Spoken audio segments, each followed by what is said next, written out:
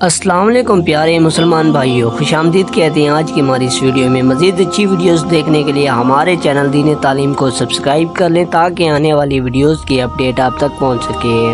ایک حبشی غلام جو کہ امیر المومنین حیدر کرار صاحب ذوالفقار حسنین کریمی کے والد بزرگوار حضرت مولانا مشکل کشا علی المرتضیٰ شیر خدا رضی اللہ عنہ سے بہت محبت کرتا تھا۔ شامت اعمال سے اس نے ایک مرتبہ چوری کر لی۔ لوگوں نے اس کو پکڑ کر دربار خلافت میں پیش کر دیا اور غلام نے اپنے جرم کا اقرار بھی کر لیا۔ امیر المومنین حضرت علی المرتضیٰ رضی اللہ عنہ نے شرعی نافذ کرتے ہوئے اس کا ہاتھ کاٹ دیا۔ جب وہ اپنے گھر کو روانہ ہوا تو راستے میں ایک حضرت سلیمان فارسی رحمت اللہ اور ابن القوا رحمت اللہ سے ملاقات ہوئی۔ ابن القوا نے پوچھا، تمہارا ہاتھ کس نے کاٹا؟ تو غلام نے کہا، امیر المومنین۔